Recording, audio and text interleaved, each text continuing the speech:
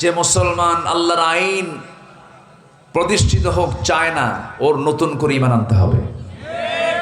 আমি একদম ক্লিয়ার কথা বলে দিলাম, যে মুসলমান আল্লাহর আইনকে জমিনের কায়েম হোক এটা চায় না, বলে প্রয়োজন নাই, ওর নতুন করে ঈমান আনতে হবে। ওর নামাজ কবুল হবে না, ওর হজ কবুল হবে না, ওর দান সাদকা কিচ্ছু কবুল হবে না। সম্মানিত ভাইয়েরা, ইব্রাহিম আলাইহিস সালামকে আগুনে নিক্ষেপ করা হয়েছে। তার আগে বলা হয়েছিল তুমি সারেন্ডার করো। তিনি বলেছেন আসলামতু লিরাব্বিল আলামিন, আমি আল্লাহর কাছে সারেন্ডার করলাম, কারো সামনে না, আল্লাহর সামনে সারেন্ডার করলাম। ইব্রাহিম আলাইহিস সালাম কি বড় পরীক্ষার সম্মুখীন হতে হলো। অপরাধ তারা চিহ্নিত করলো কি, সবাই বলল ইব্রাহিম চলো আমরা মেলায় যাই। না যাব না। কি হয়েছে তোমার? ইন্নী সাকিম, অসুস্থ, আমি যাব না। অসুস্থ হলো মূর্তি ভাঙ্গা অসুস্থতা। কি ভাঙ্গা? মূর্তি ভাঙ্গা। আমাদের আব্বা কি মূর্তি বানাইছে না ভাঙছে? আর আমরা কি করি? বানাই। মাশাআল্লাহ। ইব্রাহিম আলাইহিস সালাম মূর্তিগুলো দেখলেন, রাগ উঠে গেছে তীব্র। বাপ মূর্তি বানায়, ছেলে মূর্তি ভাঙ্গে। আমাদের আব্বা, যিনি ইব্রাহিমের আব্বা ছিল, মূর্তি নিজে বানাতো, নিজের হাতে বানায় মূর্তিগুলো আবার বেচতো। এমন দেবতা বেচা খায়। এমন দেবতা কি খায়? বেচা খায়। একদিন বলছে আব্বা তুমি মূর্তি বেচে খাও। আল্লাহু আকবার। অনেকগুলো মূর্তি বানাইছে। বানানোর পরে ঝুড়িতে করে নিয়ে আসতে হবে। বাপ আজর বলছে ইব্রাহিম ঝুড়িতে করে তুমি নিয়ে আসো বাজারে, মূর্তিগুলো বেচতে হবে। আচ্ছা আব্বা আপনি যান। পাঠায় দিস আগেই। সবল সন্তান, মজবুত সন্তান, শক্তিশালী সন্তান, দেহে প্রচন্ড শক্তি। রাগ উঠছে মারাত্মক হারে। প্রত্যেকটা মূর্তির মাথাগুলো মটকায় দিছে। বুঝেন তো? মাথাগুলো মটকায় দিয়া ওই ঝুড়িতে তুলে মাথায় নিয়ে চলে আসছে বাজারে। বাপের সামনে যখন সেই ঝুড়িটা নিচে নামাইছে, দেখে একটার মাথা ঠিক নাই। জিব্বাই কামড় দিয়ে বলে আব্বা এগুলো করছো কি? আব্বা আমার দোষ নাই, মারামারি লাগছিল। কি লাগছিল? আমাদের আব্বা দেখছেন কি ছিলেন তিনি, কোনো ভয় পেতেন না। রাষ্ট্র শক্তি তাকে বলে ফেললো। মূর্তিগুলো ভাঙলো কে? সব মূর্তি ভেঙ্গে বড় মূর্তির গলায় কুড়ালটা লটকায় বললেন এই বড়টা ভাঙলাম। তোর যখন বান্দারে এসে বলবে ভাঙছে, কে বলবি ইব্রাহিম ভাঙছে। হ্যাঁ, চলে আসলেন। সব চলে গেছে শহরের বাইরে। ভিতর কয়েকদিন পর বাড়িতে এসে দেখে একটার মূর্তির মাথা নাই, হাত ভাঙ্গা, মাথা ভাঙ্গা, সব ভাঙ্গা, টুকরো টুকরো হয়ে গেছে। কে ভাঙলো? ইনকোয়ারি কমিটি করা হলো, তদন্ত কমিটি করা হলো। যখন প্রশ্ন করা হলো আদম ও ইব্রাহিম ভাঙছে কে? আমারে প্রশ্ন করো কেন? মূর্তিকে জিজ্ঞেস করো। দাওয়াতি কাজ আছে না নাই? বলেন কি দাওয়াতি কাজ আছে না নাই? এর মধ্যে দাওয়াত আছে না নাই? কি দাওয়াত দিয়েছেন? ওরে জিজ্ঞাসা করো, উত্তর ওর মধ্যে আছে। বুঝতে আর দেরি হলো না। এই কাজ ইব্রাহিম ছাড়া কেউ করে নাই। সেই নমরুদের পার্লামেন্ট আইন পাশ হয়ে গেল। গোটা দেশবাসীকে ডাক দিয়ে দেশবাসীর চোখের সামনে চরকিতে তুলে নিয়ে তাকে আগুনে নিক্ষেপ করা হবে। দম দাউ দাউ করে আগুন জ্বলতেছিল, তাকে নিক্ষেপ করা হচ্ছে। ওই সময় বলা হলো ইব্রাহিম তুমি কি চাও বলো? আমি আল্লাহকে পেতে চাই। সন্তান বাপ পর্যন্ত তার বিরুদ্ধে দাঁড়িয়ে গেল। কিন্তু এত বড় কঠিন মুসিবতে পড়ার পরেও একটা বারের জন্য তিনি আল্লাহকে বলেন নাই। আল্লাহ রাব্বুল আলামিন এই নবীকে কত দাম দিয়েছেন। ওয়া ইয ইয়ারফাউ ইব্রাহিমাল কওয়াইদা মিনাল বাইতি ওয়া ইসমাঈল। আল্লাহু আকবার। ওই কাবা শরীফের কাজ করেছেন কোন নবী? বলেন কোন নবী? কোন নবী বলেন? মূল মিস্ত্রিকে আর লেবারকে বলুন। লেবারকে ওয়া ইসমাঈল। মিস্ত্রি ছাড়া লেবার চলে না, লেবার ছাড়া মিস্ত্রি চলে না। জোগাল দিতেন ইসমাঈল আলাইহিস সালাম। কাজ করলেন। আল্লাহ রাব্বুল আলামিন কি বলছেন? আল্লাহ রব্বানা তাকাব্বাল মিন্না ইন্নাকা আনতাস সামিউল আলিম। এই দোয়াটা ইব্রাহিমের দোয়া, আদমের দোয়া শিখলাম, আমার নবীর দোয়া শিখেছি, এরপরে ইব্রাহিমের দোয়া শিখলাম আমরা। এরকম করে যত নবী পৃথিবীতে এসেছেন বিপদে যখন পড়ে গেছেন দোয়া পড়েছেন, আল্লাহর কাছে সাহায্য চেয়েছেন। একজন নবীকে মাছ গিলে খেয়ে ফেলেছিল। কোন নবী বলেন? কোন নবী? ইউনূস আলাইহিস সালাতু ওয়াস সালাম মাছ যখন খেয়ে ফেললো, সেই সময় তিনি বললেন, লা ইলাহা ইল্লা আনতা সুবহানাকা ইন্নী কুনতু মিনাজ জালিমিন। জোরে বলুন আল্লাহু আকবার। বিপদ থেকে বাঁচায়া দিয়েছেন কে? মূসা আলাইহিস সালাতু ওয়াস সালাম দেশে থাকতে পারলেন না, তাকে হত্যার হুলিয়া জারি করে দিল। তার বিরুদ্ধে ফেরাউন কেন করলো? প্রচন্ড রাগী মানুষ ছিলেন তিনি। তার চোখের সামনে ফেরাউন গোত্রের একটা লোক এসে বারবার বাঁকাতেরা কথা বলে। তিনি বলছেন, বাঁকাতেরা কথা বলো কোনো না, এটা আমার ঠিক কথা। তর্ক বিতর্কের এক পর্যায়ে মূসা আলাইহিস সালামের একটা অভ্যাস ছিল, কি মারা বলেন?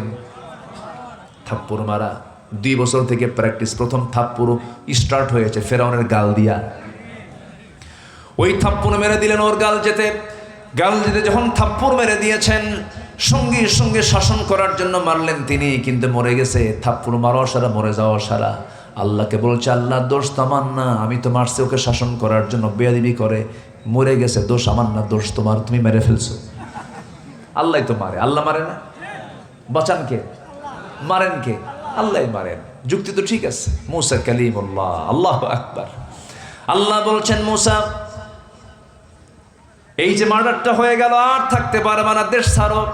দেশ ছেড়ে চলে গেলেন। খুব রাগী মানুষ, রাগী মানুষ তো কিছুই করতে পারবে না। ধৈর্যহীন হলে পরে কোনো অর্জন হবে না, ধৈর্যহীনের জন্য কোনো অর্জন নাই। মূসা আলাইহিস সালাতু ওয়াস সালাম চলে গেলেন সেই মাদিয়ান, যে মাদিয়ানে তাকে কেউ চেনার কথা নয়, অনেক দূর চলে গেছেন, একাকী লুকায় লুকায় চলে গেছেন, হিজরত করে চলে গেছেন। হিজরত করে যাওয়ার পরে প্রচণ্ড ক্ষুধা লাগছে, তৃষ্ণার্ত তিনি। সামনে পেলেন একটা কূপ, কূপের মধ্যে থেকে পানি তুললেন, মিঠা পানি, মিষ্টি পানি তিনি পান করলেন। কলেজায় পানি চলে আসলো, তৃপ্তি চলে আসলো, ক্ষুধা নিবারণ হলো, তৃষ্ণা নিবারণ হলো। পাশে দাঁড়ায় দাঁড়ায় চিন্তা করতেছেন, হঠাৎ করে দেখতে পেলেন দূর থেকে 2টা মহিলা হাতে বালতি নিয়ে আসে, কূপ থেকে পানি নেবে বলে। ভাবলেন মহিলা মানুষ, কষ্ট হবে, দাঁড়ায় আছে খামাখা, অযথা তাদের সময় দেরি করার কি দরকার। দাঁড়ায় আছে, ওই কূপ থেকে পানি নেয় না। বলতেছে, এই মহিলারা তোমরা এখানে দাঁড়ায় থেকে কি করো? সন্ধ্যার পরে তো কষ্ট হয়ে যাবে, দাও বালতি দাও, আমরা কূপ থেকে পানি তুলে দেই। বলতেছে যে আমাদের আব্বা যান বুড়া মানুষ, আবিনা শাইখুন কাবীর, আমাদের আব্বা বুড়া মানুষ, নড়াচড়া করতে পারে না, এই জন্য আমরা বাধ্য হয়ে আসছি, পুরুষ না, এই জন্য আমরা আসছি। ঠিক আছে, বালতি দাও। কূপের কাছে চলে গেলেন, উপরে একটা ঢাকনা, সেই ঢাকনা টান দিতে 7 থেকে 8 জন যুবকের প্রয়োজন হয়। মূসা আলাইহিস সালাতু ওয়াস সালাম বাম হাতে ধরলেন আর ফিকা মারলেন, সিটকে 14 হাত দূরে গিয়ে পড়লো। ওই 2টা মহিলা থরথর করে কাঁপে, এটা মানুষ না অন্য কিছু। আল্লাহু আকবার বলবেন না? নবীদের গায়ের জোর কম না বেশি? গায়ের শক্তি কম না বেশি? প্রত্যেক নবীকে আল্লাহ পাক শক্তিশালী করেছেন, প্রত্যেক নবীকে আল্লাহ পাক সুন্দর করেছেন। মূসা আলাইহিস সালাতু ওয়াস সালামের এই শক্তি দেখে 2 জন মহিলা আতঙ্কিত হয়ে গেল, হারে কত বড় শক্তি, শক্তিশালী পুরুষ। বালতি ভরা পানি দিয়ে বললেন, তাড়াতাড়ি চলে যাও, সন্ধ্যার পরে মেয়েদের থাকতে নেই, চলে যাও বাড়িতে। বাড়িতে পাঠায় দেওয়া হলো। বুড়া বাপ দেখে বলছে, মা প্রত্যেক দিন পানি আনতে সন্ধ্যা পার হয়ে যায়, আজকে এত তাড়াতাড়ি সূর্য ডোবার আগে পর চলে আসলেন, কারণটা কি? আব্বা, কাভিয়ুন আজিজ, শক্তিশালী একজন যুবককে পেলাম। এত শক্তিশালী, ঢাকনায় হাত দিল, ছিটকে পড়ে গেল। খুব শক্তিশালী একজন যুবক। বুড়ো বাপ বলতেছে, আমার মা শোনো, তুমি আমার বড় মেয়ে, আগামীকালকে যাবে, ওই পুরুষকে সামনে পেয়ে আমার পক্ষ থেকে সালাম জানায় বলবে সেজন্য আমার বাড়িতে আসে, আমি তাকে দাওয়াত দিলাম। আচ্ছা ঠিক আছে আব্বা, আমি যাবো। পরের দিন বড় মেয়েকে পাঠায় দিয়েছেন, যে বলতেছে, আব্বা বুড়া মানুষ, আপনাকে সালাম জানিয়েছেন, আপনি আমাদের বাড়িতে আসবেন। মুসা সাহেব মনে মনে খুব খুশি, কেউ চেনে না এখানে, খুব ভালোই তো হলো, পরিচয় হলে তো ভালোই হয়। ভাবলেন একটু যাই। এখন বলতেছে, আমি কেমন করে যাব? আমি তো বাড়ি চিনি না, আপনি আমাকে বাড়ি চিনায় দিবেন কেমনে? আমি তো বাড়ি চিনি না। মহিলা বলতেছে, আপনার কোনো টেনশন করার দরকার নাই, আমি সামনে সামনে চলবো, আপনি আমার পিছে পিছে চলবেন, আমি যেদিকে যাবো আপনি সেদিকে যাবেন। মূসা আলাইহিস সালামের চোখ বড় বানায় বলতেছে, এই মহিলা, তুমি আমাকে কি পুরুষ ভাবো? আমি কি পিছে থাকার পুরুষ নাকি? আমি পিছে থাকবো, তুমি মহিলা সামনে থাকবে, আমার চোখের গুনাহ হয়ে যাবে, আমার চোখের গুনাহ আমি করতে চাই না। পুরুষের সঙ্গে বেশি কথাও বলতে হয় না, অতএব আমি সামনে যাব, তুমি পিছনে থাকবে। রাস্তায় চলতে চলতে যখন তুমি দেখবে আমি ভুল পথে যাচ্ছি, তখন বলবা ডান, তখন বলবো বাম। তোমার মুখ থেকে শুধু 2টা শব্দ বের হবে, বাম ডান, বাম ডান, অতিরিক্ত কোনো কথা বলা জায়েজ নাই। এবার মহিলা মনে মনে কয়, গতকালকে দেখলাম শক্তিশালী, আজকে দিকে চরিত্র ভালো, বদ নজর নাই ভালো। কি কথা বোঝেন না? দেখা শেষ হয়ে গেল। বাড়িতে পৌঁছে গেছেন, বৃদ্ধ লোকটার সামনে দাঁড়ানো, সালাম বিনিময় করলেন। সালাম হওয়ার সঙ্গে সঙ্গে সালামের জবাব দিয়ে ফেলছেন। বুড়ো মানুষ জবাব দিয়ে বলছে, হে যুবক, তোমার নাম তো মূসা। উনি এখন আশ্চর্য হয়ে ভাবলেন, গত কয়েকদিন আগে এত কষ্ট করে দূর দূরান্ত পাড়ি দিয়ে এত দূর পর্যন্ত আসলাম, কিন্তু ভাবতেছিলাম আমাকে চিনবে না, কিন্তু এই লোকটা আমার চিনলাম, আমার নাম মূসা কয়, ফেরাউনের লোক নাকি? কি কথা কি বুঝতেছেন আপনারা? চিন্তায় পড়ে গেছেন। সঙ্গে সঙ্গে এবার বৃদ্ধ লোক চিন্তা করতেছে, ও মূসা, তুমি কি চিন্তা করো? উনি হতভম্ব হয়ে গেছেন, অবাক হয়ে গেছেন। এবার বলছেন, হে মূসা, চিন্তা করো না, আরো কিছু জানি কি? থাপ্পড় মারছো, মরে গেছে, এরপর এখানে পালায় আসছো। কথা বোঝেন নাই? ব্যাখ্যা সহ বলে দিয়ে আরো জড়সড় হয়ে গেলেন। এবার বলছেন, ও মূসা, তুমি তোমার শত্রুর কাছে পৌঁছো নাই, তুমি এমন ব্যক্তির সামনে দাঁড়িয়েছ যদিও চামড়াগুলো কুঁচকে গেছে, চোখে কম দেখে, কিন্তু এই বুড়া কিন্তু দুনিয়ার সাধারণ বুড়াদের কাতারের বুড়া নয়। এই বুড়ার পরিচয় হলো ইলা মাদিয়ানা আখাহুম শুআইবা, আল্লাহ তাআলা মাদিয়ানবাসীর জন্য যাকে নবী করে পাঠিয়েছেন, আমি হলাম আল্লাহর পয়গম্বর শুআইব আলাইহিস সালাতু ওয়াস সালাম। সেই সময় মূসা নবী হন নাই। রাগ কম না বেশি? এই বলেন, রাগ কম না বেশি? বেশি। নবী সেই সময় হন নাই। এবার শুআইব আলাইহিস সালাতু ওয়াস সালাম বলছেন, মূসা শোনো, গতকালকে আমার মেয়েকে দেখেছো, আজকেও মেয়েকে দেখেছো, দুইটা কন্যার যে কোনো একটা কন্যাকে তোমার সঙ্গে আমি বিয়ে দেব, তুমি কি আমার মেয়েকে বিয়ে করবা নাকি? নবীর মেয়েকে বিয়ে করবেন এমন কোনো মানুষকে থাকতে পারে নাকি? কি ভাগ্যবান তিনি মনে করলেন। বললেন, আমি বড় ভাগ্যবান, আপনি আমাকে প্রস্তাব দিয়েছেন, আপনি যদি এখনই সম্মতি দেন আমি এখনই বিয়ে করব। এবার আল্লাহর নবী বলছেন, শুআইব বলছেন, শোনো মূসা, তোমার রেকর্ড ভালো না কেন? থাপ্পড় মারলে মানুষ মরে, থাপ্পড় মারলে কি মানুষ মরে? আমি মেয়েকে বিয়ে দিয়ে তো বিপদে পড়ে যাব, কিন্তু এই মুহূর্তে বিয়ে দেবো না। বিয়ে দেবো, শর্ত আছে কি? আমার বাড়ির ছাগলগুলো যে আছে, ছাগলগুলো তোমাকে 8 বছর চড়াতে হবে, অনার্স কোর্স। 10 বছর করলে পরে মাস্টার্স কোর্স হয়ে যাবে। কোরআন শরীফে এগুলো আছে না নাই? আছে না নাই বলেন তো? 10 বছর তোমাকে এই মেষগুলো চড়াতে হবে। সঙ্গে সঙ্গে মূসা আলাইহিস সালাম রাজি হয়ে গেলেন। বলেন তো, পৃথিবীতে যত জন্তু জানোয়ার আছে সবচেয়ে বাঁকা তেড়া জাত একটা আছে, তার নাম কি বলেন? একবার যদি ব্রেক মারে, দুইটা পা যদি একবার বসায় দেয়, দড়ি ছেড়ে কিন্তু পাবলিক নড়ে না। কি ঠিক কিনা কম? এই ছাগল নড়ে না। আমার বন্ধুগণ, সেই ছাগল চড়ানোর দায়িত্ব এই মূসার মতো একজন পয়গম্বর যিনি খুব রাগী ছিলেন, তাকে দায়িত্ব দেওয়া হলো। 10 বছর ছাগল চড়ালেন। 10 বছর ছাগল চড়ান শেষ হয়ে গেল। ইবনে কাসিরে আসছে, সর্বশেষ দিন যেদিন তিনি ছাগল পালগুলো বাড়ির দিকে নিয়ে আসবেন, একটা ছাগল পাল থেকে মারছে, একদিকে দৌড়, ছিটকে পড়া সেই ছাগলটা ধরার জন্য। ছাগলও সহজে ধরা দিচ্ছে না, আল্লাহর পয়গম্বরও ছাড়ছেন না। রাগ কমার কথা না, বাড়ার কথা। বাড়তেছে, ছাগল দৌড়াই, মূসার রাগ বাড়ে। বাড়তে বাড়তে এক পর্যায়ে তিনি ঘেমে গেলেন, ছাগলটাও ঘেমে গেল। ছাগলকে চট করে ধরে ফেললেন, 2 হাতে 2 পা শক্ত করে ধরে শূন্যের উপরে চড়াই দিয়ে মারবে না ছাড়। কিন্তু লক্ষ্য করে দেখেন, ছাগলটার চোখ মুখে ভয়, চোখ মুখে ভীতু ভাব, শরীরটা হাঁপাচ্ছে, কাঁপতেছে, লোমকূপ দিয়ে ঘামগুলো জোরে জোরে পড়তেছে। মূসা আলাইহিস সালামের মধ্যে একটু দয়া হলো, আরে ছাগল মাইরা কি লাভ? 2 পা 2 হাত থেকে ছেড়ে দিয়ে কোলের মধ্যে তুলে নিয়ে একটু আদর করলেন, একটু তাদের প্রতি দয়া পরবশ হলেন, মোহাব্বত করে কাছে টেনে নিলেন। আর ভাবলেন, তোরে মেরে কি লাভ, তোকে মারবো না, তোকে মাফ করে দিলাম। আল্লাহ বলছেন, মূসা, তোমার রাগ কমে গেছে, ধৈর্যশীল হয়েছে, নবুয়ত দিয়ে দিলাম। সুবহানাল্লাহ। রহমত পাবো আমরা 2টা উপায়ে। 1 নাম্বার পাইলাম, যদি আমরা মুত্তাকি হতে পারি আল্লাহর রহমত পেয়ে যাব। নাম্বার 2 হলো, ধৈর্যশীল হলে কার রহমত পাবো? কার রহমত পাবো? কার রহমত পাবো? আরো আছে কয়টা বলেন? নুরু আজকে শেষ না শুরু? কি শুরু? কিছু ভাই চলে গেছেন, অনেক রাত হয়েছে, দোয়া করে দিই নাকি? হ্যাঁ, চালাবো আলোচনা, জোরে বলি ইনশাআল্লাহ। খুব সুন্দর মানুষ আপনারা। ফজর পর্যন্ত ফজর পর্যন্ত থাকবে, সবাই থাকেন, আমি চলে যাই, খুব ভালো, আলহামদুলিল্লাহ, অনেক সুন্দর মানুষ আপনারা। নাম্বার 3 হলো, আল্লাহর রহমত পাওয়ার জন্য দরকার হচ্ছে ইবাদতে মনোযোগী হওয়া, মনোনিবেশ হওয়া। ইবাদতে যেন মন অন্যদিকে না যায়। সকল ইবাদতে মনোযোগ দিব কার দিকে? আসতে বলবে না, কার দিকে? অর্থাৎ মুখলেস হব। কি হব? মুখলেস। আবার এই তানোরের মুখলেস হওয়া যাবে না। মুখলেস নামের লোক আছে না নেই? ওই মুখলেস না, কিন্তু এটা হচ্ছে কোরআনের মুখলেস। কিসের মুখলেস?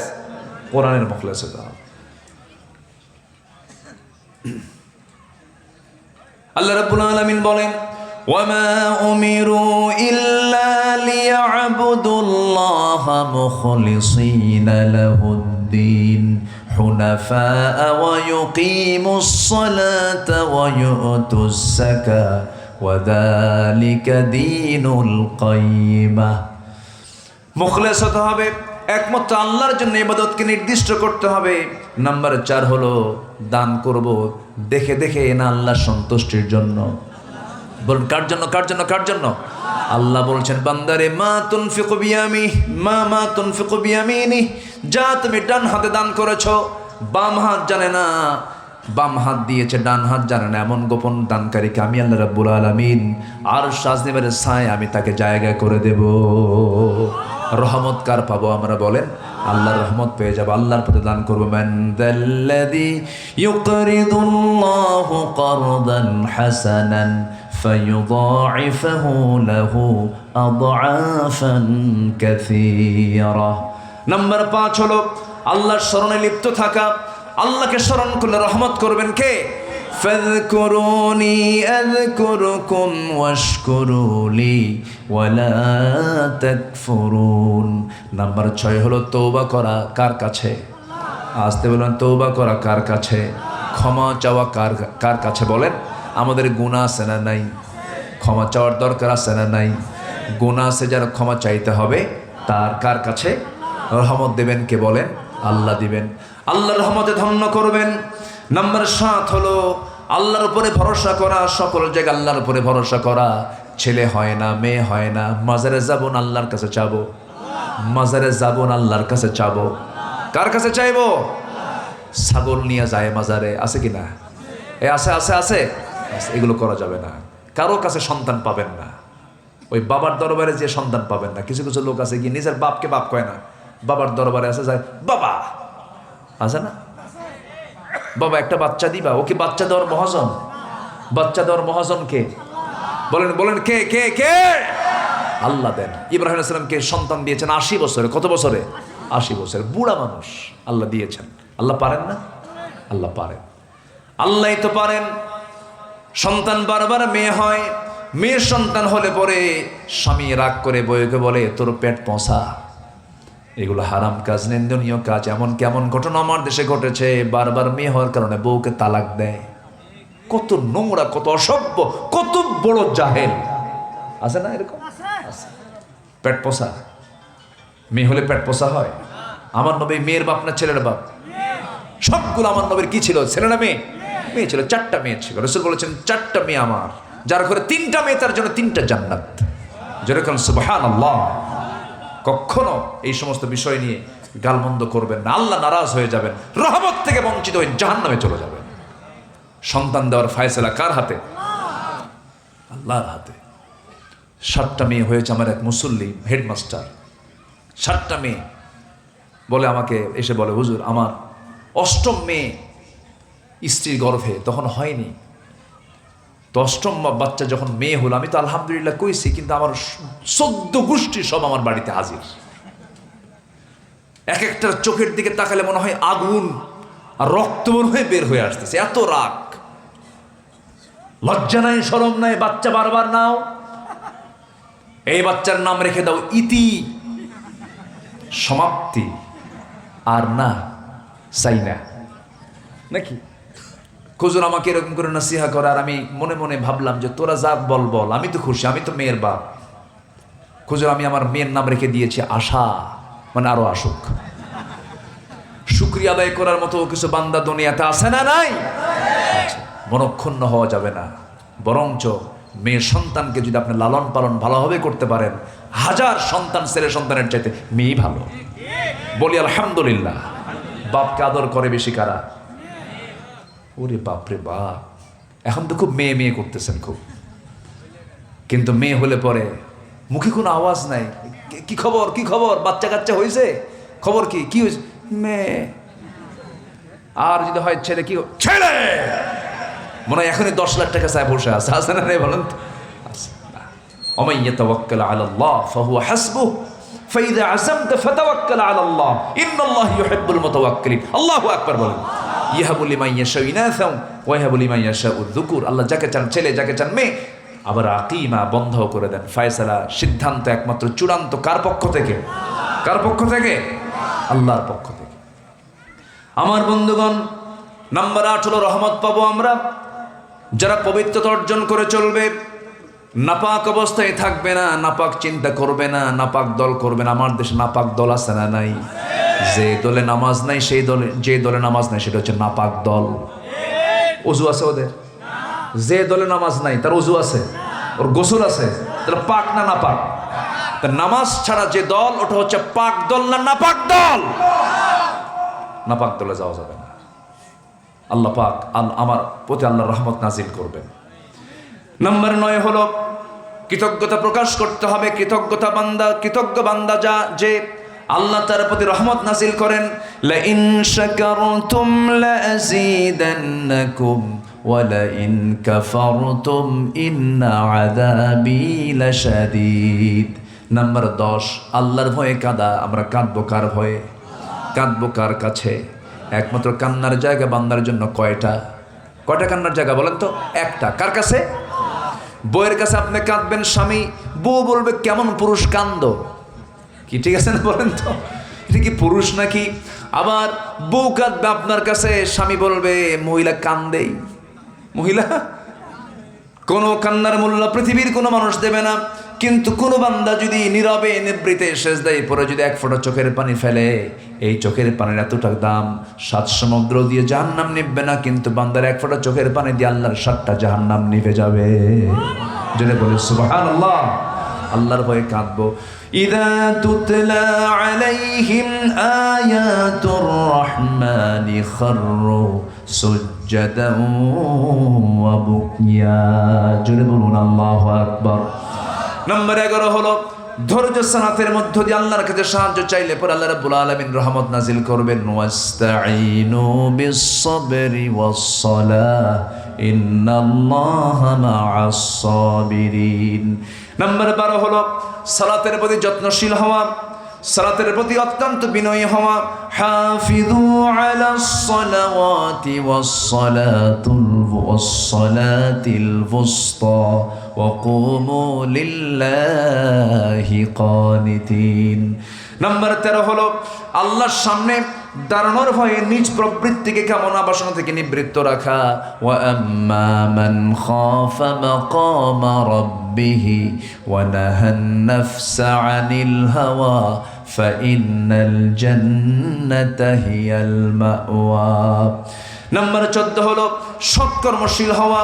ওয়ালা তুফসিদু ফিল আরদি বা'দা ইসলাহিহা ওয়াদউহু খাওফান ওয়া তামাআন ইন্না রাহমাতাল্লাহি কারীবুম মিনাল মুহসিনিন। আল্লাহু আকবার। ভালো কাজ করবা, আল্লাহর রহমত খুব নিকটবর্তী। আল্লাহু আকবার বলেন। নাম্বার 15 হলো আল্লাহ এবং রাসূলের পরিপূর্ণ আনুগত্য যদি করতে পারো রহমত পেয়ে যাবে। ওয়া আতিউল্লাহা ওয়ার রাসূল লাআল্লাকুম তুরহামুন। আল্লাহর আনুগত্য করবে, নবীর আনুগত্য করবে, আমি আল্লাহ তোমার প্রতি রহমত নাজিল করব। জোরে কোন সুবহানাল্লাহ। নবীর মুহাব্বত দরকার আছে না নাই? আসতে বলবেন না আছে না নাই? নবীকে স্বপ্ন দেখা দুর্ভাগ্য না সৌভাগ্য? রসুলকে স্বপ্নে দেখা বান্দার জন্য অসম্ভব না সম্ভব? চেষ্টা করলে সম্ভব করে দিবেন কে? আসতে বলবেন না কে? নবীকে স্বপ্ন দেখার কিছু আমল আমি আপনাকে শেখায় দিচ্ছি, এই আমলগুলো নিয়মিত করবেন, রসুলকে স্বপ্ন আপনি দেখতে পাবেন। আমার বন্ধুগণ, গত কয়েকদিন আগে, মাসখানেক হয় না, 20-25 দিন আগে আল্লাহ পাক আমাকে মদিনায় যাওয়ার তৌফিক দিয়েছিলেন। গোটা পরিবার নিয়ে যাওয়ার সুযোগ হয়েছিল। ছোট্ট মেয়ে আমার, 2 বছরের বাচ্চা। সেই দিন প্রশ্ন করছি, মনে থাকার তো কথা না, বললাম আব্বু কোন ঘরে গেছিলাম? আল্লাহর ঘরে গেছিলাম, আবার নিয়ে চলো। যাবা? বিকেলে যাবা? দেশে আসার পরে বলে বিকেলে যাবা। মানে ও ভাবছে যে যেতে তো বেশি সময় লাগে না, 1 ঘুমে চলে গেছে মক্কা। বিমানে চড়ছে তো 1 ঘুমে চলে গেছে, বলতেছে আব্বু তাহলে বিকেলে চলো যাই। আমার বন্ধুগণ, গিয়েছিলাম বহুবার। নবীর কবর জিয়ারা করার সুযোগ আল্লাহ পাক আমাকে দান করেছেন। মদিনার ইমামদের সঙ্গে কথা বলার সুযোগ দিয়েছেন, অনেক গল্প করেছে, অনেক কথাবার্তা শুনেছি। কোথায় কোন কূপ ছিল, কোথায় কোন জায়গায় বসতেন রাসূল, কোন জায়গায় বসে খুতবা দিতেন রাসূল, কোন জায়গায় তিনি আহলে সুফফাদের সঙ্গে বৈঠক করতেন। সুন্দর করে আরবদের সঙ্গে কথা বলে বলে জায়গাগুলো আমাকে একটা একটা করে দেখায়া দিয়েছেন। এইবার একটু ভিন্ন রকম অভিজ্ঞতা ছিল। আহারে, আমার জীবনের চাইতে যিনি প্রিয় রাসূল, অনেক ধনী মানুষ আছে আমেরিকা যায়, স্ট্যাচু অফ লিবার্টি দেখে আসে, অস্ট্রেলিয়া সিডনি দেখে আসে, সিঙ্গাপুর মালয়েশিয়া যায়, কিন্তু সোনার মদিনা যেতে পারে না। পোড়া কপাল, ঠিক কিনা? কি কপাল, কি কপাল? পোড়া কপাল। মদিনায় যেতে পারে না আমার বন্ধুগণ। অথচ যে নবী মদিনায় শুয়ে আছেন, মদিনায় শুয়ে থেকে রাসূলের সম্মান মর্যাদা কার পরে? আল্লাহর পরেই তার দাম। আমার জীবনের চাইতে তার দাম, অবশ্যই তার সম্মান কম না বেশি? আমাকে ভালোবাসতে হবে আমার জীবনের চাইতে কম না বেশি? বেশি। এবার রাত ৩টার দিকে কোন এক রাত্রে গেলাম, রাত ৩টা, ফজরের আজান হয় নাই। পৃথিবীতে এমন একটা জায়গা আছে যে জায়গার ব্যাপারে রাসূল বলেছেন, মা বাইনা বাইতি ওয়া মিনবারি রাউদাতুম মিন রিয়াদিল জান্নাহ। এই যে আমার ঘর আর ওই যে আমার মিম্বার, যেখান থেকে খুতবা দেই, এর মাঝখানের যে অংশটুকু, এই মাঝখানের অংশটুকু আল্লাহ পাক জান্নাতের টুকরা বানায় দিয়েছেন। যেরকম সুবহানাল্লাহ। কিসের টুকরা বলেন? জান্নাতের টুকরা। আমার প্ল্যান হলো আমি সেই জায়গায় যাব। অনলাইনে বুকিং করে যেতে হয়, কিন্তু বেশিক্ষণ থাকার সুযোগ থাকে না। আল্লাহর ফায়সালা, সেই জায়গায় গেলাম। গিয়ে দেখি অনেক প্রবাসী বাংলাদেশি, কিশোরগঞ্জ বাড়ি, ময়মনসিংহ বাড়ি, সিরাজগঞ্জ বাড়ি, যশোর বাড়ি। বলছেন, হুজুর আপনি আমার জন্য এমন দোয়া করেছেন, এই দোয়ার চাইতে শ্রেষ্ঠ দোয়া আমি আমার জীবনে আর কখনো মনে করি না, পাবো না। রাসূল বলছেন, আয়েশা রে, তোমার জন্য যেমন করে দোয়া করলাম, আমি আমার উম্মতের জন্য প্রত্যেকটা দিন সকাল সন্ধ্যা এমন দোয়াই করি, আল্লাহ আমার উম্মতের সকল গুনাহগুলো আগের পরের মাফ করে দাও। আমার ভাইরা, সে রাসূল মদিনায় শুয়ে আছেন, মদিনার ওই মাটিতে শুয়ে আছেন, দুনিয়া থেকে দেখেন কবরে শুয়ে শুয়ে কাঁদতেছেন। হাসরের ময়দানে সবাই বললেন নাফসি নাফসি, আমার নবী বলবেন উম্মতি উম্মতি। আমার বন্ধুগণ, সেই নবীর দল আমরা করব, সেই নবীর রেখে যাওয়ার দায়িত্ব আমরা পালন করব। সেই দিন কায়েমের জন্য আমাকে আপনাকে কাজ করতে হবে। কোনো ফরজ হুকুমকে আমরা লঙ্ঘন করব না, কোনো সুন্নাহকে আমরা বাদ দেব না। আমার বন্ধুগণ, রাসূলকে জীবনের চাইতে বেশি ভালোবাসবো। একদিন রাসূল বলছেন, ওমর তুমি আমাকে কেমন ভালোবাসো? সঙ্গে সঙ্গে ওমরে ফারুক চোখ বন্ধ করে বলছে, হুজুর আমার জীবনের চাইতে একটু কম ভালোবাসি। না, ভালো করে বলো। একসময় হাওমাও করে কেঁদে বলছেন ওমরে ফারুক, আল্লাহর কসম হুজুর, আমি আমার জীবনের চাইতে আমি আপনাকে বেশি ভালোবাসি। সাহাবীদের দাম এত কেন হয়েছে? সকল সাহাবীরা রাসূলকে জীবনের চাইতে বেশি মহাব্বত করেছেন, জীবনের চাইতে বেশি ভালোবেসেছেন। আমার নবীজি মক্কার মানুষ মদিনায় চলে আসছেন, রাতের আধারে হিজরত করে চলে আসছেন। একজন সাহাবী ছিলেন এত বড় ধনী মানুষ, মক্কার সবচেয়ে ধনীদের একজন, অন্যতম ধনী ছিলেন। বড় ব্যবসা ছিল, বউ কালেমা পড়ে নাই, সন্তান কালেমা পড়ে নাই। সকালবেলা ঘুম থেকে উঠে যখন দেখে রাসূল নাই রে, কাউকে বললেন না, ব্যবসা থুয়ে দিলেন, চাবি থুয়ে দিলেন, বউ থুয়ে দিলেন, বাচ্চা রেখে গেলেন, চলে গেলেন মদিনায়। নবীর সামনে হাজির হয়ে বলছেন, ইয়া রাসূলুল্লাহ, আপনি আমাকে না বলে চলে আসছেন, রাতের আধারে চলে আসছেন, আমি কি আপনাকে ছাড়া থাকতে পারি নাকি? আমি চলে আসছি হুজুর। রাসূল বলছেন, বউ নাই, বাচ্চা নাই, হুজুর বউ কেমনে নিয়ে আসবো, সন্তান কেমনে নিয়ে আসবো, ব্যবসা বাণিজ্য কেমনে নিয়ে আসবো, দুনিয়ার সব ছাড়লাম আমি আপনার মহব্বতে। যেরকম সুবহানাল্লাহ। আমার নবীজি বেশ কিছুদিন পর দেখতে পেলেন এত বড় ধনী মানুষ আব্দুর রহমান ইবনে আউফ রাদিয়াল্লাহু তাআলা আনহু বদর যুদ্ধে অংশগ্রহণ করেছেন, উহুদ যুদ্ধে অংশগ্রহণ করেছেন। তিনি দেখতেছেন মদিনার মসজিদের সামনে ইতিমের মতো বসে আছেন, বউ হারা, সন্তান হারা, ব্যবসা হারা, দেশ ছাড়া। আমার রাসূল কেঁদে ফেলে বলছেন, আব্দুর রহমান, তোমাকে দেখে আমার চোখে পানি চলে আসলো, তোমার বড় কষ্ট হচ্ছে মনে হয়। তিনি হেসে হেসে বলছেন, ইয়া রাসূলুল্লাহ, আমি আপনাকে পেয়েছি, আল্লাহকে পেয়েছি, দিনকে পেয়েছি, আমার কিচ্ছুর দরকার নাই। আমার নবীজি বলছেন, আব্দুর রহমান, তোমার জন্য দেখি কি ব্যবস্থা করা যায়। আনসার এক সাহাবীকে ডাক দিয়ে বলছেন, আনসার সাহাবী এদিকে আসো, আমার আব্দুর রহমান কি একটু নজর দাও তো, তুমি তো ধনী মানুষ। ঘোড়ার পিঠে চড়ে আনসার সাহাবী তাকে দুইটা খেজুর বাগান দেখায় দেন, বড় বড় দুইটা খেজুর বাগান। দুইটা খেজুর বাগান দেখানোর পরে বলছেন, ভাই আব্দুর রহমান, এই দুইটা খেজুর বাগানের মালিক আল্লাহ পাক আমাকে বানিয়েছেন, তোমার যে খেজুর বাগানটা এই মুহূর্তে তোমার পছন্দ হবে, এই মুহূর্তে তোমার নামে আমি দলিল করে দেব। এই কথা শুনেই আব্দুর রহমান ইবনে আওফ বলছে, ভাই আর তুমি কি করবে বলো? আমি জানি এই মদিনার কোনো মেয়ের বাপ তোমার সঙ্গে মেয়ে বিয়ে দেবে না, কারণ তোমার টাকা নাই, পয়সা নাই, ঘর নাই, বাড়ি নাই। অতএব আমার আল্লাহ পাক দুইটা স্ত্রী দান করেছেন, যে কোনো একটা স্ত্রীকে তালাক দেব, আমার বউকে তুমি তোমার বউ বানাইয়া নিবা। কি মোহাব্বত, কি উজাড় করে দিয়েছেন তারা। আব্দুর রহমান ইবনে আউফ খুব খুশি হলেন, বুকের সঙ্গে জড়িয়ে ধরে বলছেন, আমার আনসার ভাই রে, আল্লাহর কসম করে বলে আমি তোর প্রতি দারুণ খুশি হয়ে গেছি। কিচ্ছু লাগবে না, বউ তালাক লাগবে না, খেজুর বাগান লাগবে না। আমি তো একটু ব্যবসা বুঝি, বাজার দেখায় দাও, একটু সুন্দর করে শুরুটা করে দাও, বাকি আল্লাহর সাহায্য। ব্যবসা শুরু করলেন, কয়েক রতি সোনা কামাই হলো। বিয়ের প্রয়োজন হলো, কারণ যৌবন আছে যার বিয়ের প্রয়োজন আছে, তার বিয়ে করার জন্য তিনি মেয়ে খুঁজতে লাগলেন। মেয়ে পছন্দ হয়ে গেল, বিয়ে শাদী করলেন। 3-4 দিন পর আমার নবীর দরবারে এসে নতুন পোশাক, সুঘ্রাণ আতর টাতর নিয়ে রসুলের সামনে যখন হাজির হলেন, রসুল বলছেন, আব্দুর রহমান তোমাকে কয়েকদিন যাবৎ দেখি না, তুমি কোথায় গিয়েছো? তোমার মতলব তো ভালো মনে হচ্ছে, বিয়ে শাদী করছো নাকি? চেহারা সুন্দর হয়ে গেছে। সঙ্গে সঙ্গে আব্দুর রহমান বলছেন, হুজুর বিয়ে শাদী করছি, আমার দাওয়াত দিলেন না হুজুর, মনে ছিল না। কি ছিল না বলেন? বিয়ের সময় কিন্তু মনে আসতে কয়, অনেক কাছের বন্ধু বাদ পড়ে না, কে রে তুই বিয়ে করলে আমার কইল কি ভাই, গেছিলাম পছন্দ হয়েছে, বিয়ে করাই দিছে। এরকম হয় কিনা বলেন? আমার নবী যেমন খারাপ করলেন না। আমার নবীজি বলছেন, আব্দুর রহমান বিয়ে করেছে, ভালো কথা, জরুরি। টাকা পাইছো কোথায়? ব্যবসা করেছে হুজুর, কয়েক রোদে সোনা কামাই আনি না, কয়েক রোদে সোনা কামাই করেছি।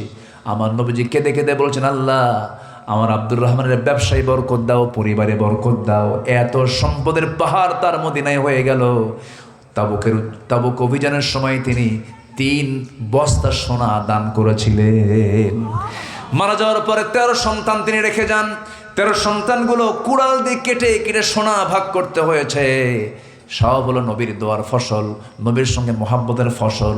নবীকে মোহাব্বত করলে, আল্লাহকে মোহাব্বত করলে, দিনকে মোহাব্বত করলে ও দুনিয়াতে বরকত দেন, আখিরাতে বরকত দিয়ে দিবেন তিনি আমারকে। রহমত দিবেন কে বলেন? আল্লাহ। অতএব আল্লাহর রহমত পাবার জন্য 15টা উপায় যে আজকে বললাম, আমরা এগুলোকে পালন করবো, জোরে বলে ইনশাআল্লাহ। দোয়া ঠিক আছে? আল্লাহর কাছে চাই। এখন রাগ করেছেন মনে হয় আপনারা, একটু বসি। আমরা সবাই বলি সুবহানাকা আল্লাহুম্মা ওয়া বিহামদিকা আশহাদু আল্লা ইলাহা ইল্লা আনতা আস্তাগফিরুকা ওয়া আতুবু ইলাইকা। আমরা আল্লাহর কাছে চাইবো, আল্লাহর কাছে প্রার্থনা করবো। চাইবো কার কাছে বলেন? আল্লাহর কাছে। আল্লাহুম্মা আমিন। রব্বানা যালামনা أنفسنا وإن لم تغفر لنا وترحمنا لنكونن من الخاسرين। গভীর রাত, নিঝুম রাত, ঝিমানো রাত্রিতে চাঁদের মতো হাজারো মুসলমান নরনারী নিয়ে তোমার কালামের 2-3টা আয়াতকে সামনে রেখে রহমত পাবো কেমনে তার উপায় খোঁজার চেষ্টা করেছি। সে শান্তি 2টো হাত পেতে আছে, গুনার দিকে নজর দিও না। বান্দা মনে করে তামাম জিন্দেগির গুনাহগুলোকে মাফ করে দাও। জনম দুঃখিনী মা, জনম দুঃখী বাপ জান যার দুনিয়া থেকে বিদায় নিয়েছেন, জিন্দেগির গুনাহগুলো মাফ করো, কবরগুলোকে জান্নাতের বাগিচা বানায়া দাও। আব্বা আম্মার জন্য কি দোয়া তাও শিখিয়ে দিয়েছ। রব্বিরহামহুমা কামা রব্বায়ানি সগীরা, রব্বিরহামহুমা কামা রব্বায়ানি সগীরা। বিশেষ করে মাহফিলটার আয়োজন করলেন যারা, শোনার জন্য কষ্ট করে আসলেন যারা, বিনিময়ে কিয়ামতের কঠিন ময়দান যেদিন কেউ কাউকে চিনবে না, মা সন্তানকে পর্যন্ত অস্বীকার করে বসবে, যেদিন মানুষ কাঁদতে কাঁদতে চোখের পানিগুলো পড়ে যাবে, চোখ থেকে রক্ত বের হওয়া শুরু হয়ে যাবে, সেই কঠিন মুসিবতের দিন এই মাহফিল সবার জন্য নাজাতের মাধ্যম বানায় দিও আল্লাহ। ও আল্লাহ, মাহফিল কমিটিকে কবুল করে নাও, এই গ্রামকে তুমি আল্লাহ কবুল করে নাও, গ্রামের প্রত্যেকটা ঘরকে ইসলামের আলোতে আলোকিত হওয়ার তৌফিক দিয়ে দাও আল্লাহ। ঘরে ঘরে খালিদ বিন ওয়ালিদ পয়দা করে দাও, ঘরে ঘরে আয়েশা খাদিজা সুমাইয়ার মতো মা তুমি আল্লাহ পয়দা করে দাও আল্লাহ গো। দুনিয়া থেকে কোন দিন বিদায় নেব জানি না, ডান হাতে আমলনামা না আসা পর্যন্ত মরণ দিও না। কোন দিন মরে যাবো জানি না, মরতেই যখন হবে তুমি আল্লাহ শহীদ মত কপালে জুটায় দিও। ও আল্লাহ, গোটা পৃথিবীর মুসলমানদের প্রতি তোমার খাস রহমত নাজিল করো। বাইতুল আকসাকে তুমি আল্লাহ মুসলমানদের হাতে তুলে দাও। আয় আল্লাহ তাআলা, দুনিয়া থেকে কোন দিন বিদায় নেব কেউ তো জানি না রে আল্লাহ, তবে যেদিন মরে যাব টান মেরে ঘর থেকে বের করে দেবে। জীবনের শেষ গোসলটা হয়ে যাবে, মরা মুখ সব দেখে দেখে চলে যাবে, টেনে হেঁচড়ে ঘর থেকে বের করে দেবে, জীবনের সব বিদায় দিয়ে দেবে, আমার কাপড় চোপড়গুলো খুলে নেবে, সেলাইবিহীন কাপড় পরায় দেবে, কবরের দিকে নিয়ে চলে যাবে, কবরে শোয়া দেবে, বাঁশ চাপা দেবে, মাটি চাপা দেবে। বৃষ্টির দিন কবরে রাখার আগেই পানি দিয়ে কবরটা ভরে যাবে। শীতের দিন ঠান্ডা মাটি, কিচ্ছু থাকবে না। 24 ঘন্টা যাবে না রে, মাথার চুলগুলো খসে খসে পড়বে। 3 দিন যাবে না, চামড়াগুলো গলে গলে পোকার পেটের খাবার হয়ে যাবে রে। মাত্র 60টা দিনের ব্যবধান, পেটের নারী বুড়ি সব চোখ মুখ কান নাক দিয়ে বের হওয়া শুরু হয়ে যাবে, কিম্ভূত কি মাকার চেহারা হয়ে যাবে। এমন কঠিন সময় সামনে আসতেছে আল্লাহ। দিন শেষে বুঝতে পারি তুমি আল্লাহ, তুমি ছাড়া কোনো বন্ধু আমার নাই রে, কোনো বন্ধু আমার নাই রে। ওই অন্তিম সময় যখন চলে আসবে, জামানে জারি করে দিও কালোজয়ী কালিমা তাইয়্যিবা লা ইলাহা ইল্লাল্লাহু মুহাম্মাদুর রাসূলুল্লাহ। আসসালামু আলাইকুম ওয়া রাহমাতুল্লাহি ওয়া বারাকাতুহু।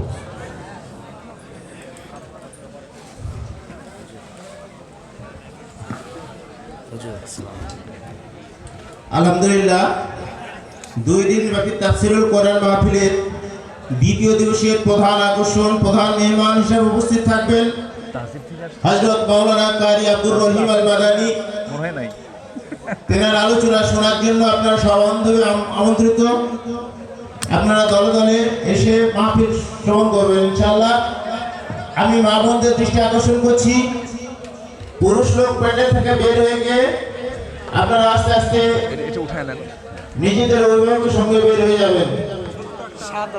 আমি মা বোনদের দৃষ্টি আকর্ষণ করছি, পুরুষ লোক মাহফিল ত্যাগ করার পর আপনারা আপনাদের গার্জিয়ানের সঙ্গে মাহফিল ত্যাগ করবেন।